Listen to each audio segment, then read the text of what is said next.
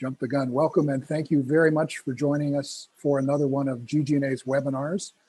These webinars are offered to help advancement professionals respond to the fundraising challenges of the day. My name is Eric Snook. I'm a Senior Vice President at GG+A, and I have the privilege of serving as the host for this conversation. One quick housekeeping note, we think we have about 40 minutes of content for you today. We encourage you to use the chat function to ask questions along the way. Any questions we don't respond to during the presentation, we will answer by email over the course of the next few days. So on to the topic. When an institution reaches its campaign goal ahead of schedule, or is in the appears about ready to reach campaign goal, GG+A often gets asked whether or not the goal should be raised and should the campaign timeline be extended. The answer, of course, varies depending on the unique circumstances of each individual campaign, but it is always a question that prompts discussion and exploration. And we have with us today Colleen Wheeler and Sonia Corrigan, who lead the team that had to answer the question for Kenyon College. I will give them a chance to introduce themselves in a moment, but I think first it's really important that you have a sense of Kenyon. Let me share my screen. We'll get to the requisite campus beauty shot. And I will tell you that Kenyon is one of America's great liberal arts colleges. 1,730 students from 48 states and 49 countries. It's nearly 200 years old. And there are more than 50 majors, minors, and concentrations, more than 200 faculty members led by President Sean Decatur. The average class size is 15, and the college boasts many strong programs, but is particularly renowned for the strength of writing programs across the curriculum and for winning 34 Division III swimming national championships from 1979 through today. That's 34, including 31 of them consecutively. The college completed the We Are Kenyon campaign in 2011, closing $10 million over goal at $240 million, and now is in the throes of the next campaign, the Our Path Forward campaign. Let me ask you, Colleen and Sonia, to introduce yourselves. Thank you, Eric. I think some of my bio was in the invitation, so I won't go into that. I will just say I am one of those lucky people who found my way into a profession that I have found far more fun and challenging and rewarding than I ever could have imagined.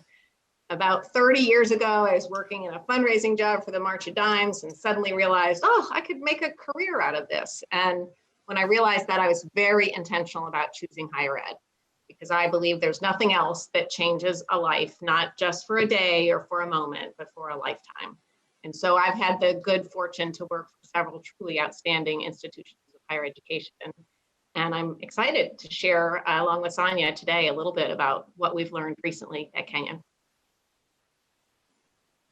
All right, I'm Sonia Corrigan. I'm the AVP of Advancement Information Services at Kenyon, where I have been for nearly 20 years. I started out on the alumni program side of the house and then quickly moved into Advancement Information Services. I initially was focusing in prospect management for a few years before I began to oversee the full AIS team, which now includes donor relations, reporting and records, and systems in addition to prospect management. So glad to be here, Eric. Thanks for inviting us. I am really looking forward to this conversation because it was really interesting to kind of get a sense of it from afar, and now we get a chance to hear the inside story. Let me set the stage a little bit. This was the Our Path Forward campaign in 2020. You had reached $274.3 million against a $300 million goal. Very impressive progress. And it kind of leads to the obvious question. What was going on when the campaign goal got changed from 300 million to 500 million? Well, I'll be happy to start on this one. So as you could see, we were in the last year of our campaign, and we were fully focused on how to achieve that 300 million and finish strong. When some conversations that the president and I had been having with a donor for a while suddenly heated up to the extent that we realized, oh, there's a chance that this gift, which would be quite substantial, will come in this campaign, not our next campaign. And we needed to think really carefully, well, what would that mean? I mean, what would it mean to blow well past our original goal And quite frankly, our immediate concern was, would donors just sit on the sidelines and clap and applaud and be excited for Kenyon, but not see how they had a role to play?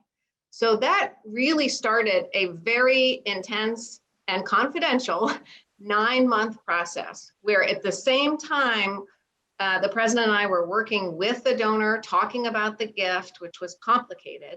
We also had a small team meeting bi-weekly to start looking at, could we go all the way to 500?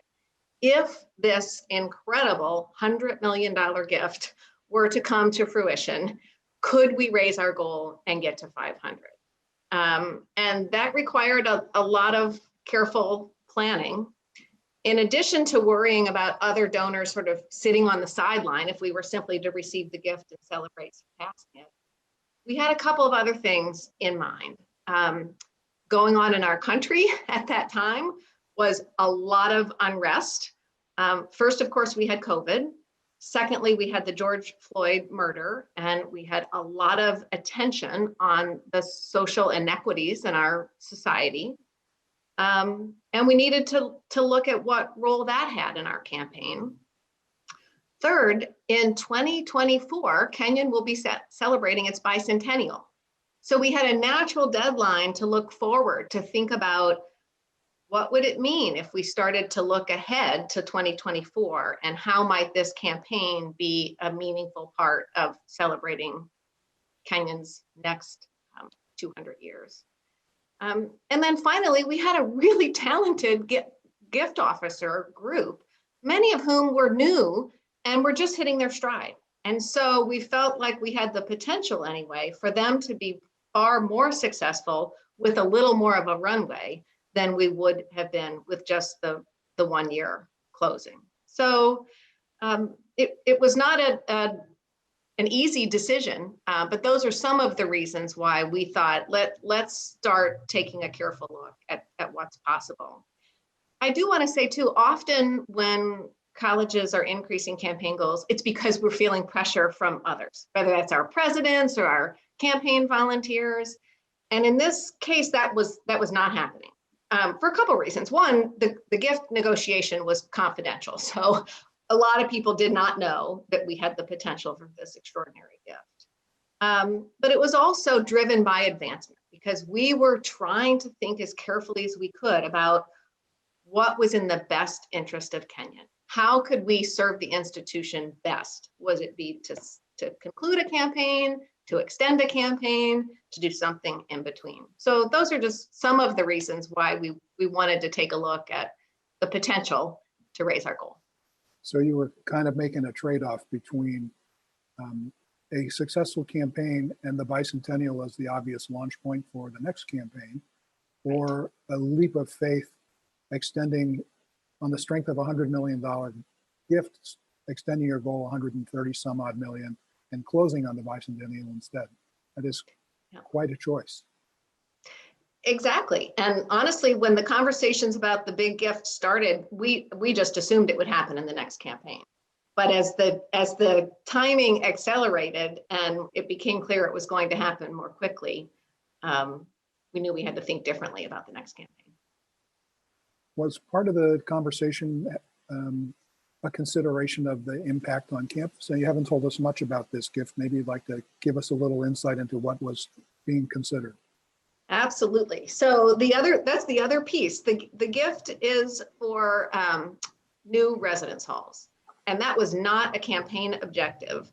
However, it was a long-held objective of the college. We knew that we needed to improve our housing stock. Our trustees often called it Kenyon's Achilles heel. As you noted, Kenyon, Eric, we have an absolutely stunning campus, and our residence halls were not equivalent to so many of the other spaces on campus. So the image you have on the screen now shows the rendering of 3 new residence halls. So the building in the center with the spire, that's our iconic building. That is Old Kenyon. That's a current residence hall. And then the larger buildings on either side are the images of the new residence halls. This image is even a little bit misleading because it looks like these new buildings will be more massive than the existing. It won't actually, because of the topography, it goes downhill. So the concept was, and in fact, I'll say initially we were talking with the donor about 4 new buildings. So this was a complicated gift to negotiate because it involved, of course, new construction, which involved our Buildings and Grounds Committee of the board, and involving, in this case, the chair of that committee, who we did connect with the donor as conversations unfolded. We also embarked on a comprehensive study of our housing stock that included interviews and focus groups with students to make sure we really were understanding what students were desiring in their living environment. But we were fortunate to have a campus master plan that had already plotted out the space in which new facilities might go. So the locations were not in question. It was more about the design of the residence halls. As I said, initially we were talking about 4. As cost projections started to come in, we needed to scale back to 3. But I will say that housing was long known as a priority for Kenyon. It was long understood by this donor to be a priority for Kenyon. But it wasn't until, this was in the fall of 19, that the donor, in a meeting with the president and me, said to us, look, I know Kenyon can't afford to do this on your own. What if I fund the whole thing? And that was a game changer for us, because up until that time, we assumed a cost share arrangement, and we simply couldn't take on more capital fundraising because we already were in the midst of this campaign. So those magic words, what if I fund the whole thing, changed the conversation entirely. I got to say, I'm a big fan of the outdoor eating areas that are pictured here. I'm sure that's going to be very popular in Central Ohio, getting a chance to get outdoors in the fall and the spring. Absolutely. You know, every time we talk about a campaign and the sort of balance of projects within a campaign, we talk about a balance, and adding a lot of capital project to a campaign must have engendered a great deal of conversation. Maybe you could tell us a little bit about any discussions you had about how this decision would be received on campus. So we were concerned about sort of construction fatigue. Like, is our community really ready for another big construction project? We also worried, quite frankly, about just capital fatigue. So as you all know, that donors direct their gifts in ways that matter to them, but the community doesn't always understand that. So we're in the midst of a major construction project now that's going to result in a fabulous new library and new academic buildings, new parking. And, you know, from time to time, students will say, like, why can't you spend that money on student scholarships? Like, we need that support. So in this case, we didn't have to make a case of why residence halls were needed. Everyone in our community would accept and understood that residence halls were needed.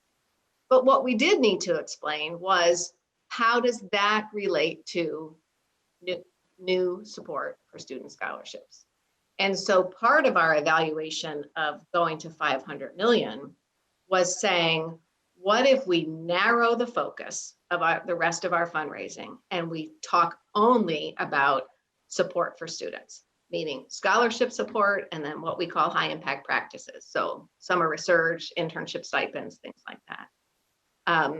And we felt like that would be something our community would buy into and would understand that this gift for the new residence halls was really a double gift. I mean, it was taking care of a priority that was so essential. And in doing so, it was freeing up our donors, our other donors, to give to what they most care about, which is student scholarships. So we were able to really put student support front and center. That is a great double gift. I had not thought about it that way. It's really exciting. And, you know, we've been talking a lot about kind of the environmental concerns, not really environmental, but the considerations in the environment. I know that you relied heavily on data to make this decision. So let's kind of get down to the brass tacks and talk a little bit about, okay, we had this general idea that it sounded like a pretty good idea, but what did the data show? Sure, I'd be glad to talk about that a bit. So we approached our analysis of the data both from a wide angle lens of projecting what our various fundraising programs could raise. So what could we expect from planned giving, from annual giving, and so on. And then we also took a much more narrow look at the individual major and principal donors that we work with. As Colleen and Eric noted, we began this analysis with our campaign a little bit over 270 million towards an initial goal of 300 million. And we knew that we had enough firepower to get to the $300 million mark within the timeframe that we had initially set out, which was a little bit more than a year from then. So our analysis really focused on how do we get from 300 million to 500 million. And of course, a lead gift of $100 million gets us much of the way there. But we still would have another $100 million to raise. And as we all know, that's not easy in any environment, but especially given the points of unrest and difficulty that we were all in, we were especially curious about whether we'd be able to do so. So we began our analysis by looking at projections for our annual giving and our planned giving fundraising programs, and determined that between those programs and the lead gift, we expected to get to about $445 million, meaning that we needed to raise another $55 million from our major and principal donors. Then we really shifted gears to take a much more granular look at the individual donors and created a gift pyramid to look at the feasibility of raising that 55 million. So we spent some time working through our list of each of our major and principal gift donors, many of whom had already given to the $300 million campaign, and in fact, often had a few years left on their campaign pledges. So we looked at those donors and we projected what we felt they were likely to give in this second phase of the campaign. Then we took this information and pulled it into a simple gift pyramid, which Eric is showing on the screen now. And let me talk through it here for a moment. You can see that this is our $55 million gift pyramid, and we were looking at gifts at levels from 10 million plus down to the $100,000 to $250,000 level. And let's take a look at the $1 million to $2.5 million level as an example of how we worked through this. So we projected at the $1 million to $2.5 million level that we needed to raise approximately $8 million. So we needed roughly 8 gifts. Based on our historical data, we know that we require about 3 prospects to yield 1 gift. So if we need 8 gifts, we need 24 prospects. So that's what we needed. What did we have identified? Well, at that point, we had 13 prospects identified at that $1 to $2.5 million range. And we needed to have a sense of how much we could project to raise from those 13 prospects.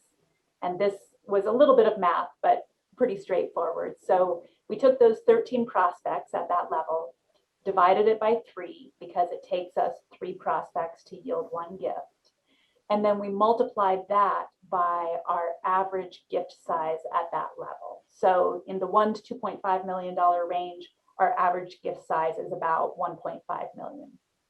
So when we multiplied out those numbers at that level, we could see that we would probably be able to raise about $6.4 million from those prospects that we had identified. We applied the same logic across all of the levels.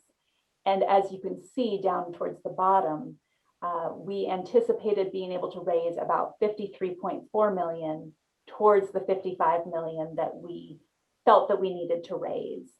And I mean, as we all know from experience, gift pyramids never work out purely the way that they do on paper in reality. So we knew that we would be identifying new prospects. We knew that some prospects would come through bigger than we expected. Others would fall by the wayside. But we felt that the 53.4 million was close enough to our $55 million goal that we could be confident in saying, yes, with a lot of hard work and, a little bit of magic, we feel confident we can hit that 55 million in major and principal gifts, and thus can achieve the $500 million goal that we were aiming towards. So I just have to ask you, Sonia, because you're talking about the college equivalent of state secrets when you're thinking about this kind of calculation and this kind of consideration of a new campaign goal. So how did you manage to retrieve and analyze all the data necessary to come up with a nice compact table of gifts like this one in the dead of night, under the cloak of secrecy? That was a struggle. And of course, we were so excited about this possibility that it was just hard not to share the excitement of it with our colleagues. But really, we kept the information limited to a very small group of us. And so I partnered closely with Colleen and with our AVP of development to talk about the principal gifts that they worked with. And then we really drew upon our desire to have more robust proposal pipeline projections going forward, and asked our major gifts team to help us think through what they anticipated we would be able to raise even after the end of the $300 million campaign. And they are an incredible group, as Colleen was saying. They are led by a woman who is really focused on data and projections. And so they really dug into this and said, okay, yes, we know that our head needs to stay in the game for the 300 million, but we also need to start thinking ahead to the time frame after that. And so they helped us make some projections based on that information. Unwittingly, a little misdirection goes a long way. They were very kind and eager to engage in it, and gave us a lot of great information that then we have continued to use throughout our projections.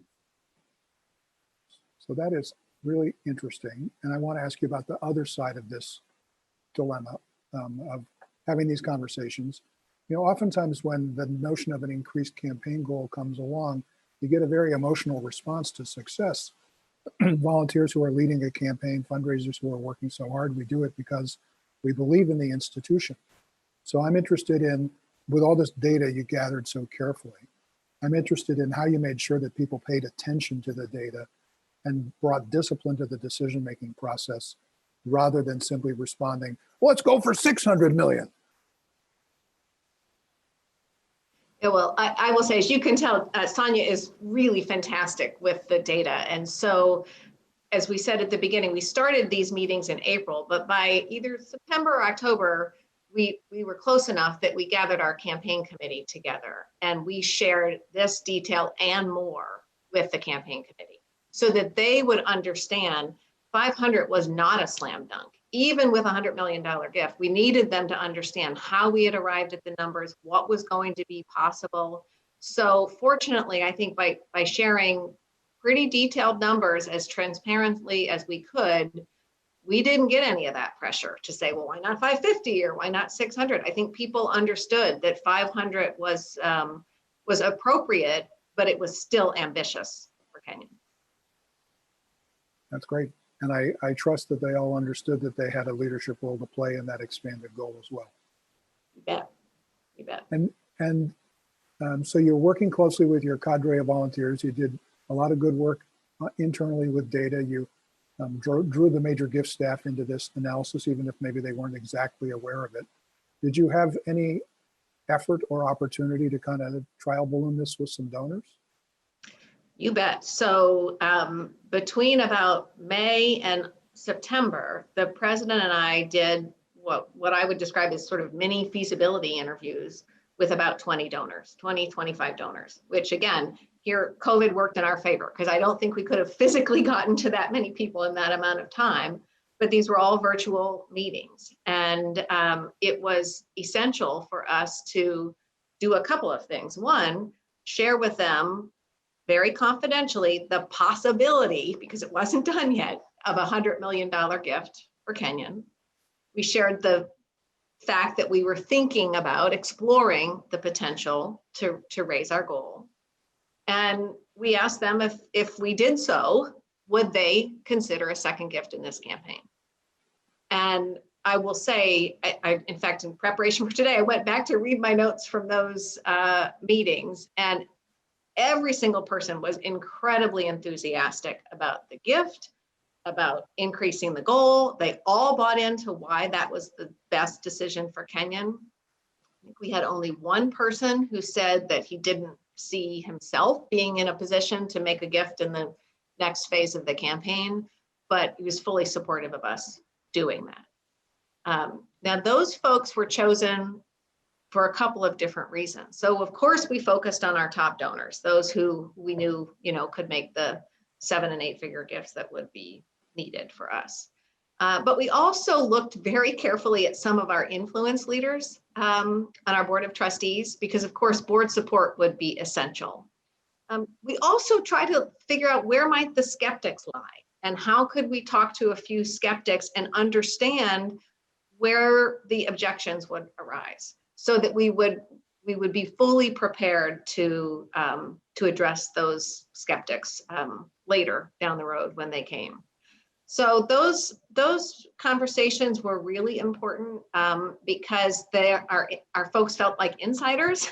They knew about this long before it was public. They knew that in order for us to make a decision to raise the goal, we were counting on them to make a second gift. So it wasn't as though we announced the goal and then said, well, you support it. It was very much that their answers to our questions in that summer would inform whether or not raising our goal was a smart thing for Kenyon or not.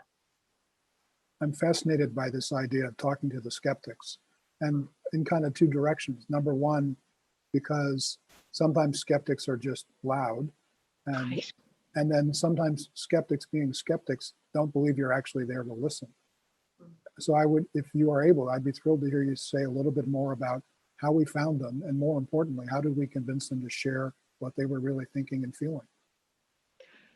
Yeah, well, I mean, they weren't hard to find because as you say, sometimes they're loud. So we knew who the skeptics were going to be. And I will say our constituency has a great deal of confidence in our president, and he truly is a leader who listens for input. It's not perfunctory. He seeks out input and he incorporates it. So I think we had the credibility coming in on that conversation. But one of the things, again, if you rewind the clock, this was the summer, the country was in upheaval. We really wanted their input, and quite frankly, we didn't know how our fundraising year was going to end. What was the impact of COVID going to be? Were donors going to be able to give? And that's really where we got the most concern. Like, oh, do you really think people are going to be able to do this? Aren't people pulling back? Now it's easy to say, oh, well, the people at the high end of the income and wealth spectrum did just fine during COVID, but that wasn't clear in the beginning. So we had concerns about that. We also had questions or comments about being careful about the rollout of this, because we needed to focus on student support and less on we're building these big new buildings. But we also got some support that was helpful to our messaging, to understand that the fact that learning was all remote for so many college students all across the country, for Kenyon, actually helped reinforce to us the importance of the residential nature of our education. So at Kenyon, 100% of our students live on campus. It is a fully residential 4-year experience. And COVID allowed us to say, you know what, we're doubling down on that. Like, we knew before that it was important, but trying to do this distance and this hybrid has reinforced to us how important it is to have 8 students sitting around a seminar table with a professor. That we wanted that to happen, and that learning happens at Kenyon, not between 8 and 5, but well into the evening, dinners with their professors, all of the things that can happen when faculty and students are together in one location, really around the clock. So I'm just thinking, you've told us about the data gathering that you built your decision on, the opinion gathering from proponents and skeptics alike. I'm sure you had lengthy conversations with the trustees and their various subgroups, as well as the full board, but you haven't told us anything about considerations and or communications with the people who are actually going to have to make this thing go once the decision had been made. So maybe you'd care to tell us a little bit about building excitement and momentum among the staff, or persuading them it was doable? Yeah, so a couple of things. Let me first talk about campaign committee and then talk about staff. So what we also needed to do, once it became clear after getting input and our community was thinking, yes, let's do this, this makes sense, let's go for it. We didn't want to just take for granted that those who had signed on to lead this campaign would want to continue for another 3 years. And so we had to re-recruit every single person. The 3 tri-chairs, we call them, each of them we had individual conversations with, and every single campaign committee. One person who was a former parent decided to pull out and not continue on. The others all agreed to continue. And in fact, we added new members of our committee because we felt like, again, this is a long time. We needed to bring new ideas and generate some new excitement. So, so we had to re-recruit the campaign committee in an intentional way. We also had to really share this information with our staff in a very intentional way. And I will say, and I'm Sonia, I want you to speak up too. That was one of the hardest things as we worked on this over the summer, was keeping it quiet from people who we knew had a huge role to play in the eventual success. And the last thing we wanted to do was have some big announcement where our staff were surprised by it. So we were constantly trying to calibrate, how soon can we tell the staff? We can't get out ahead of the trustees. What if the gift doesn't come through? It was this dance that we kept reevaluating all summer. And by the fall, we said, all right, it's time. Let's tell the staff.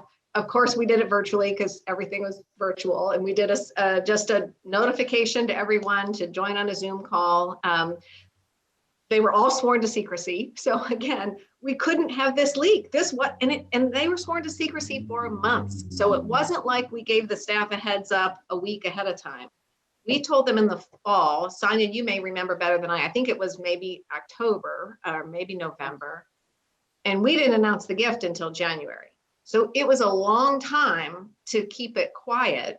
And yet I really believe it was essential, both because our staff is a crucial part of the success of this project, but it was essential for us as leaders to be able to show our faith in them, that they could be trusted with a secret of this size and they could be part of the excitement that we were building towards. So I don't personally feel like we had any like, oh, are you kidding me? We got to keep going. We actually just got a ton of excitement about, I can't believe this is so exciting for Kenyon and I'm so excited to be a part of it, and let's do it.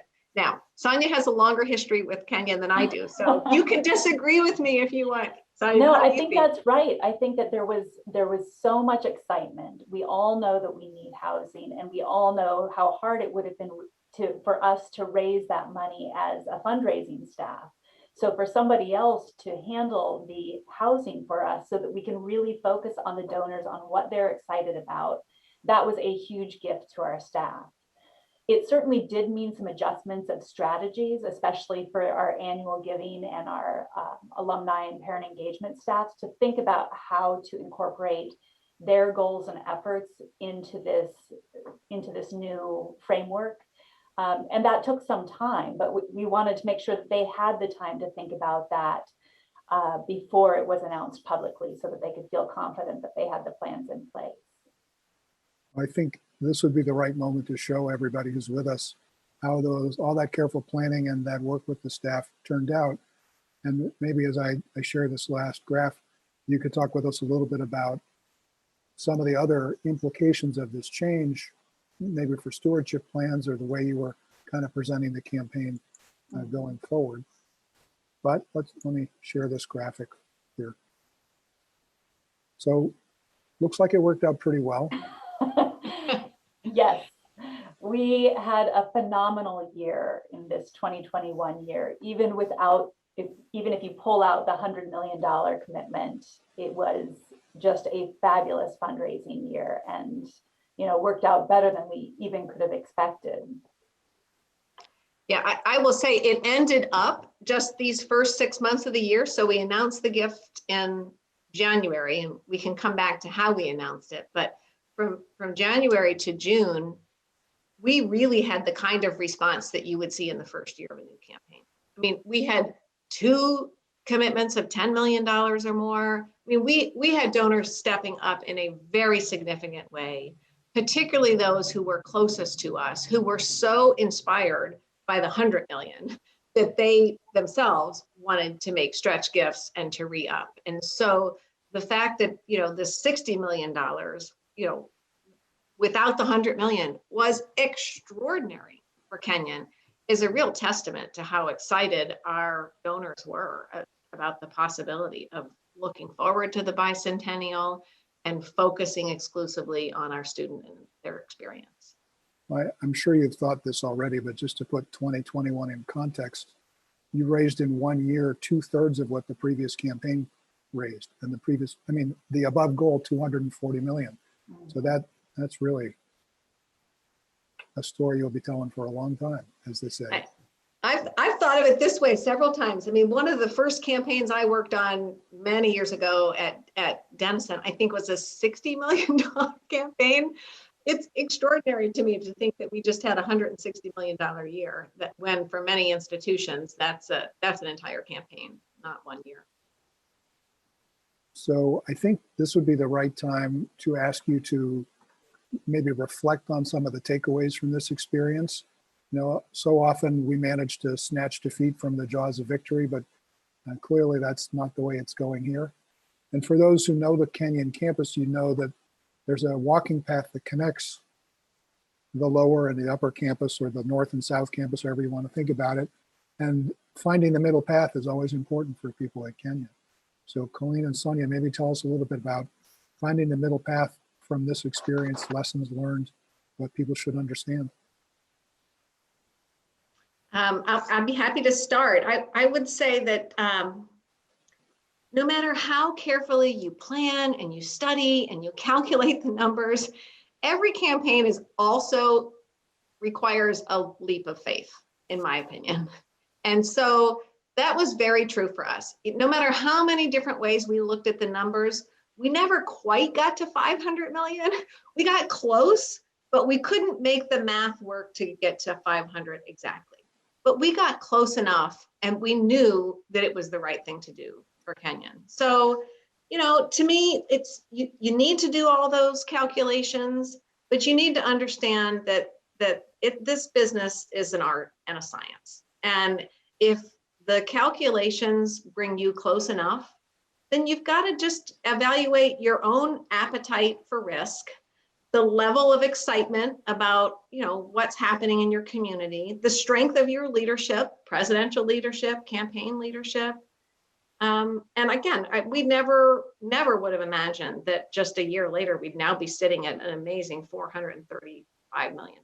I mean, we just could not have dreamt that. And I think it's been just a powerful vision that our donors have tapped into. So, of course, I can't disregard the fact that the stock market has helped us, like it's helped, I hope, every listener that we have who's joining us today. So that's a big part of it. But it's just that this business is always a bit of art and a bit of science. Tanya? Yeah, I think I would add that as a data person myself, it is hard to make those leaps of faith.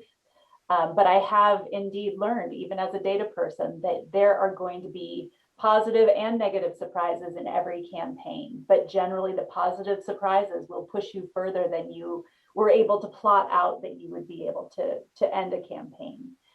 And then I will also say that trusted and inspirational leadership was essential for this. In our president, we have a leader that our alumni and parents are, abundantly supportive of. And that makes a lot of gift conversations possible that wouldn't, frankly, be possible if they weren't so excited about him. And in Colleen, the advancement division has a leader that our staff is really confident in and eager to support. And so when Colleen, in her way, says, yes, we can do this, we think, yes, we can do this, and we're going to figure out how to do it. So the leadership involved has been essential to this. And the fact that our Board of Trustees has such confidence in Sean and Colleen allowed us to present our plans and for them to hear them and to accept them very much as we wanted them to.